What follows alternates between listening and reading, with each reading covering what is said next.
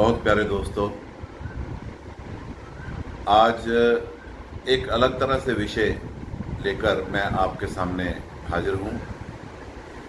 कई विद्यार्थी मुझे पूछते हैं कि सर आपने 40 साल ग्रेजुएट और पोस्ट ग्रेजुएट लेवल पर पोइट्री पढ़ी भी है और पढ़ाई भी है, तो आप पोइट्री को जीवन में क्या महत्व देते हैं, या दूसरे शब्दों में पोइट्री का जीवन के साथ क्या संबंध है। तो मुझे उनका ये प्रश्न सुनकर अक्सर ये बात याद आ जाती है जो मैं अपने विद्यार्थियों को अक्सर क्लास में कहता हूँ कि let us not read a poem, let us meet a poem, because poem is not just some wording on a piece of paper. Poem is also not just a question of some sounds. A poem is a living reality.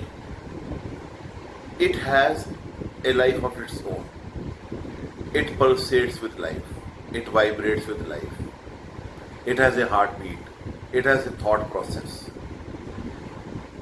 कविता में इबारत भी है, इशारत भी है, शरारत भी है, हरारत भी है, इसमें गहराई भी है, इसमें ऊंचाई भी है।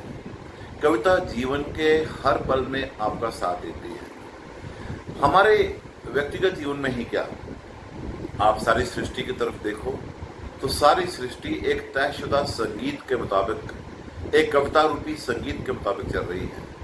वो मौसमों का आना जाना हो, वो नक्षत्रों का भ्रमण हो, वो हम सबका जीवन हो, इसमें एक संगीत का अलग ही महत्व होता है। हमारे जीवन में अगर हमारे सांसों का संगीत टूट जाए तो हमें रेस्पिरेटरी प्रॉब्लम होती है। अगर हमारे हृदय की गति का संगीत टूट जाए तो हमें हार्ट प्रॉब्लम होती है।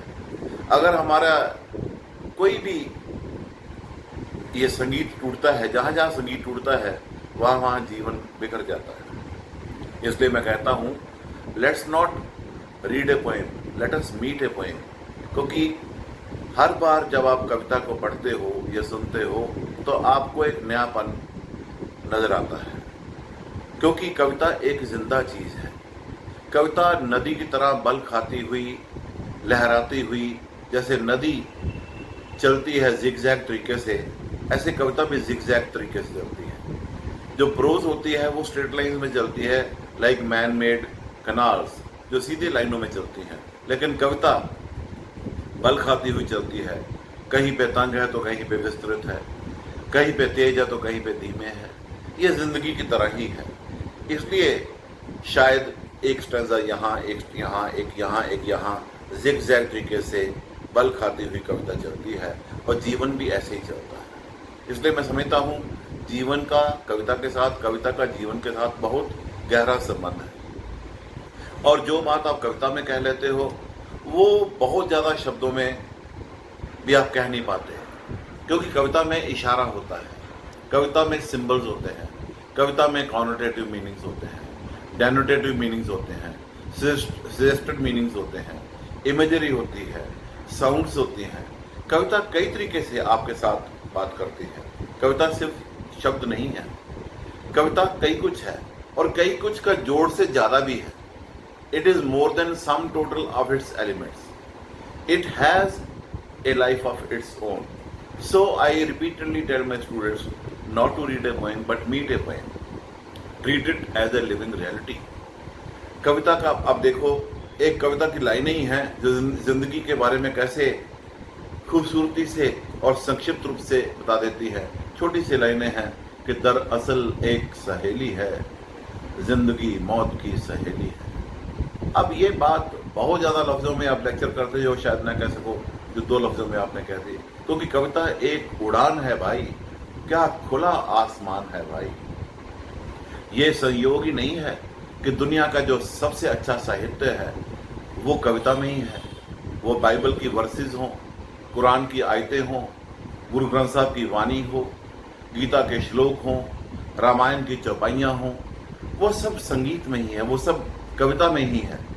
ऐसे ही हमारे तो खैर हिंदुस्तान में हर देवी देवता के हाथ में एक संगीत का, एक कविता में वातावरण बनाने के लिए उनके हाथ में रहता है। शिव जी के हाथ में डमरू है, कृष्ण के हाथ में बांसुरी है, नारद के हाथ में सितार है, सरस्वती के हाथ में वीणा है, बाले और मर्दाने के पास रबाब है।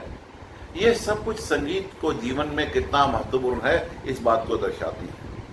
और देखिए आप गीता के तरफ ध्यान दें कि कैसे एक ऐसे आदमी को जो लड़ने के लिए तैयार नहीं था, जो घाटी छोड़ के बैठ गया, जो कहने लगा कि मेरा शरीर तप रहा है, मेरे होंठ सूख रहे हैं, मुझसे खड़ा भी नहीं हुआ जा रहा, और वो पीछे जाके बैठ जाता है रथ के। तो ऐसे में भगवान कहते हैं कुतस्त्वक्षमलमिदं विस्मय समुपस्थितम अनार्युष्टम अस्वर्गम अकीर्तिकरम अर्जुन। उस टूटे हुए, उस बिखरे हुए, उस खंडित, उस व्यथित अर्जुन को खड़े कर देते हैं और दुनिया का सबसे बेहतरीन महारथी बन जाता है, विजेता बन जाता है। ये कविता है जो आपके अंदर जान फूंक देती है। उर्दू की शायरी में बहुत अच्छे अच्छे शायर हुए हैं जो हमको हौसला देते हैं। धुंधिए बादे मुखालिफ से ना घबराए औकाब, ये तो चलती हैं तुझको और ऊंचा उड़ाने के लिए। कितना अच्छा है। उधर ज़ौक़ साहब ने क्या कहा है कि सुखन से नाम है तुम्हारा कयामत तक ए ज़ौक़, औलाद से तो है बस 2 पुश्त 4 पुश्त। कविता मरती नहीं है, कविता जिंदा रहती है, जिंदगी है। इसलिए मैं बार बार कहता हूँ कविता को जीवन में लाएं। कविता आपके सुख के समय में, दुख के समय में, आपकी तन्हाई के समय में, आपके हर समय आपका साथ देती है। अगली बार, अगली एपिसोड में हम किसी एक कविता को लेकर उसकी व्याख्या करेंगे, आपके साथ रूबरू होंगे। आज के लिए इतना ही। धन्यवाद। Thank you.